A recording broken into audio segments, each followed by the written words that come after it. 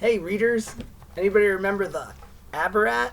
No, I didn't forget. I've just been super busy, so I haven't been able to get to the reading, but I'm happy to be bringing you a chapter today. And something I realized last night is that we are dead in the middle of this book. We've read 17 chapters, and now there's 17 more to go.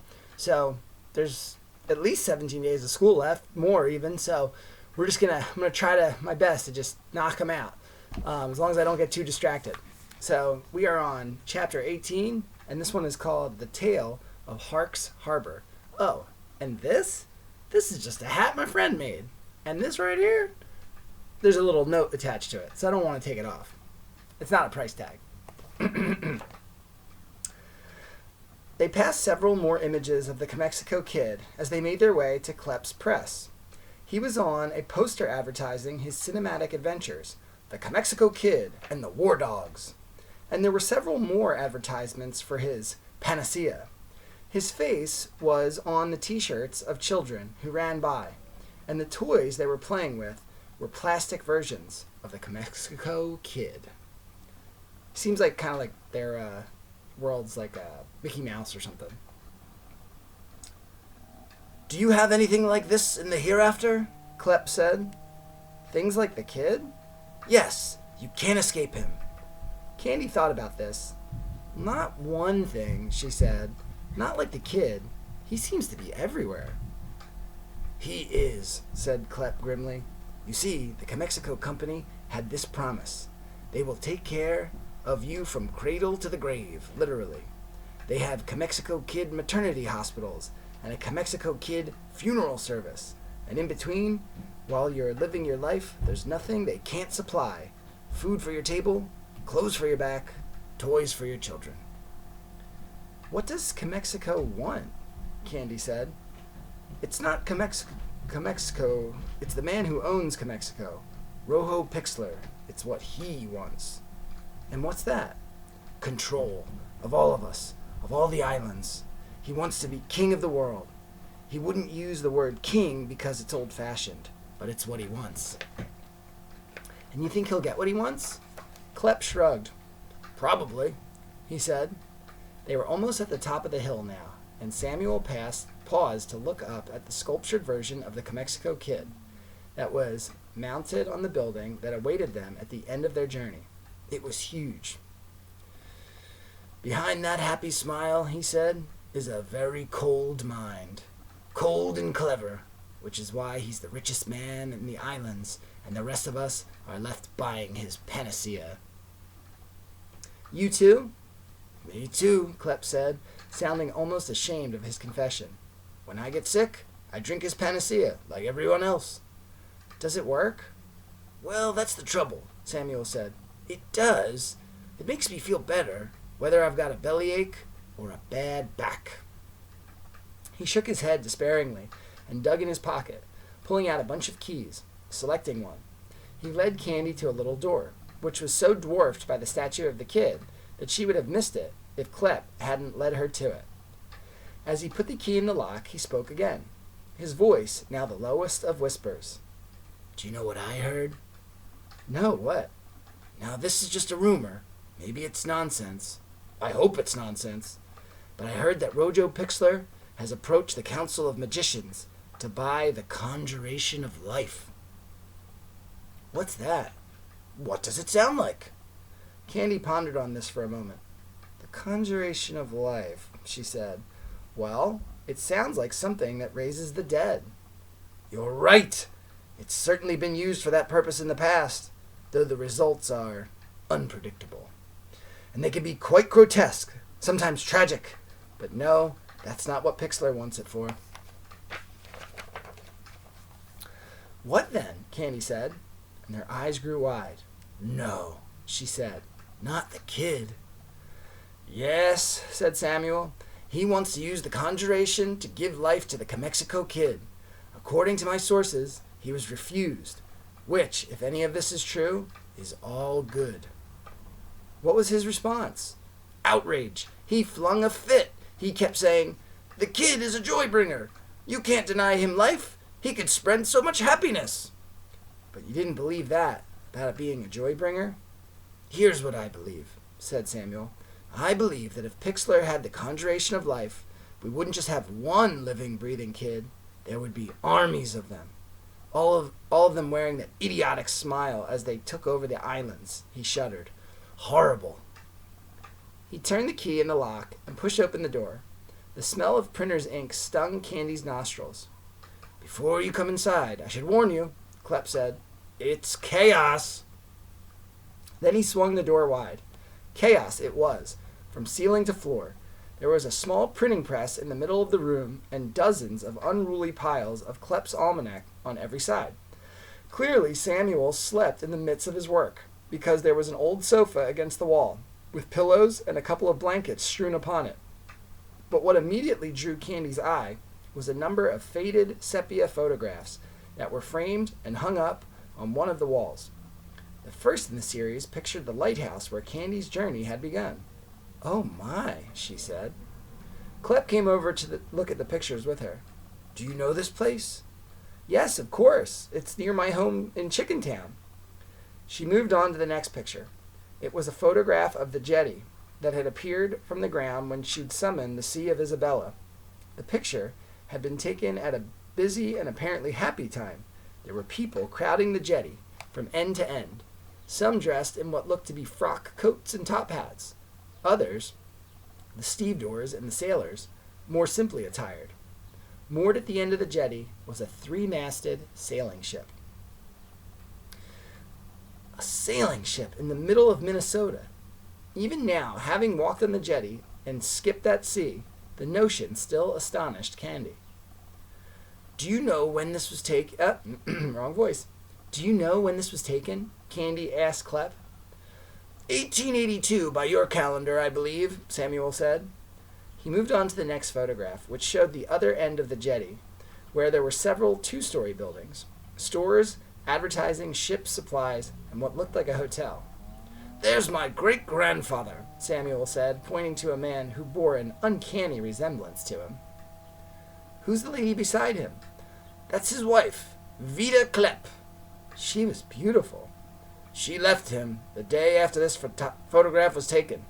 "Really?" said Candy, her thoughts going for a moment to Henry Murkett, who had also lost his wife, when he'd turned his attention to the Abarat. "Where did she go?" Candy said. "Vida Clep? Nobody knows for sure.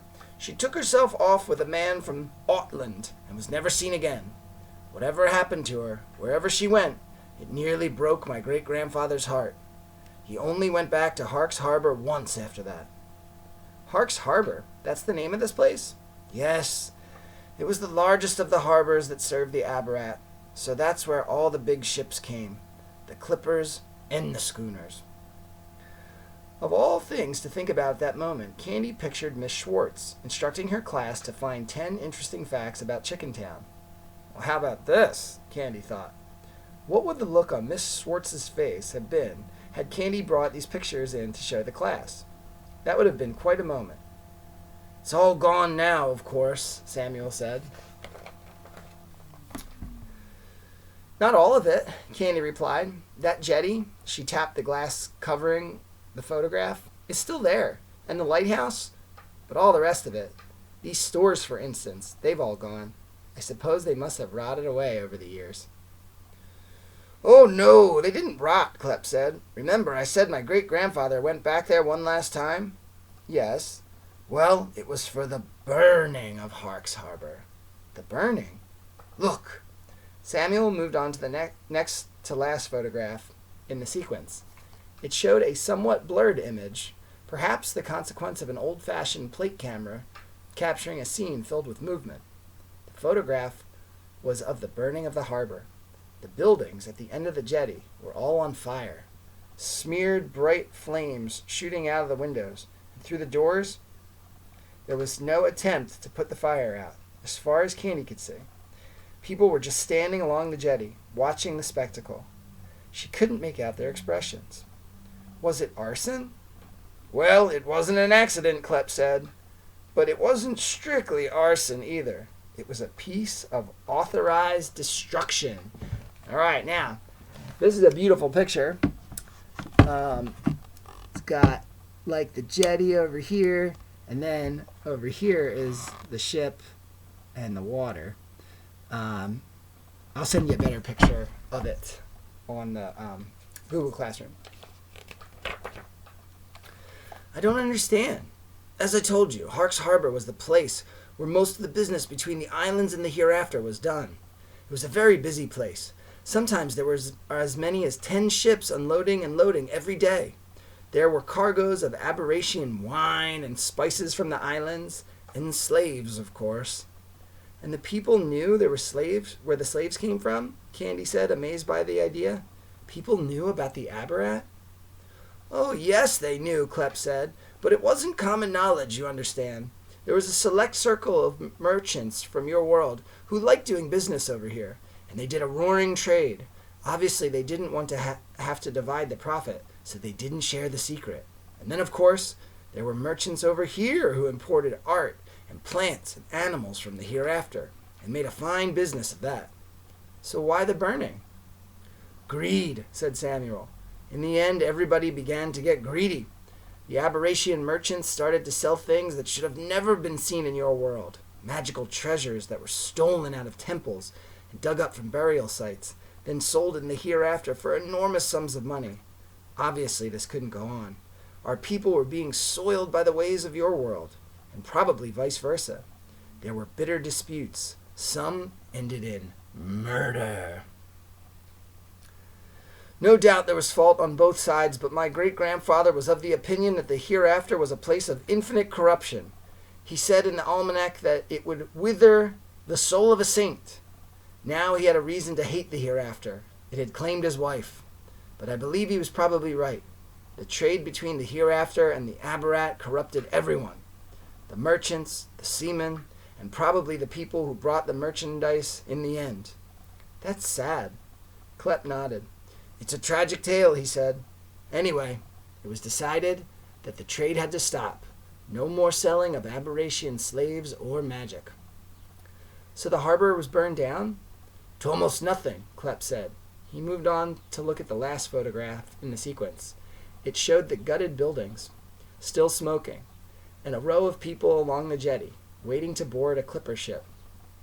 That last ship out, Klepp said. My great-grandfather was on it. This is the final picture he took in your world. Amazing, said Candy, but look. She pointed to the lighthouse, which was visible in the picture beside the clipper, clearly undamaged by the fire. Why did they leave the lighthouse intact? Klepp shrugged. Who knows? Maybe one of your people paid somebody to leave it there in the hope that business would one day resume. Or perhaps they thought it would fall apart on its own in time. Well, it didn't, Candy said. Not completely. I'd like to see it one of these days, Klepp said. Maybe get some photographs for the almanac. Before and after, you know. That would sell a few copies. Of course, a lot of people would probably say I'd faked it. People really don't believe my world exists, do they? Candy said. It depends on who you ask. The ordinary man in the street? No. He thinks the hereafter is a story to tell children at night. Candy smiled. What's so funny? Klepp said. Oh, just the idea that the world where I live is a story for kids. What do they say about it? Oh, that it's a place where time goes on forever, and where there are cities the size of an island, that it's a place full of wonders. Well, they'd be very disappointed if they knew the truth. I don't believe that. Maybe one day I'll get to show you. I'd like that, said Klepp. In the meanwhile, do you want a bird's eye view of my world? Of course. Come with me, then. He led her to a small door on the far side of the room. It had an iron gate in front of it, which opened like a concertina. My private elevator, Klepp said, pulling the gate open, all the way up to the top of the towers. Candy stepped inside, and Klepp followed, closing the gate behind him. Hang on tight, he said, turning an antiquated handle that was marked with 2 directions, up and down. The elevator ascended with much creaking and complaint, sometimes passing an opening that gave Candy a tantalizing glimpse of the interior of the towers that were perched on top of the great head. Eventually, the elevator began to slow down, and finally, with a loud grinding noise, came to a halt. Candy could already smell the clean sea air, a pleasant contrast to the smoky interior of the Yeba Dim Day and the printing ink stench of the almanac press. "Now please," Samuel cautioned, "I urge you to be careful up here. The view is wonderful. However, we're very high up. I don't believe anybody comes up here but me. It's too dangerous. But you'll be fine, as long as you take care." His warning offered, Samuel opened the gate and led Candy up a narrow flight of steps. At the top was a grill, which he lifted up and threw back with a loud clang. "After you," he said, moving aside to allow Candy to step out of the stairway and into the open air. And that is the end of Chapter 18, Hark's Harbor. I hope you are enjoying the story. I hope you remember the old parts of the story. And, I miss you guys. That's all. I miss you guys, and I think about like just reading to you, and actually when I was just reading just now, it reminded me of when my dad used to read to me when I was a kid, and there's just something so peaceful about it. So even though I have one of the world's most annoying voices, I still think it can be peaceful and relaxing. So hopefully you got to kick back and do a little reading with me, and I'm going to try to keep them coming. I miss you guys. I just keep looking forward to the world opening so we can have that giant party. And, so goodbye.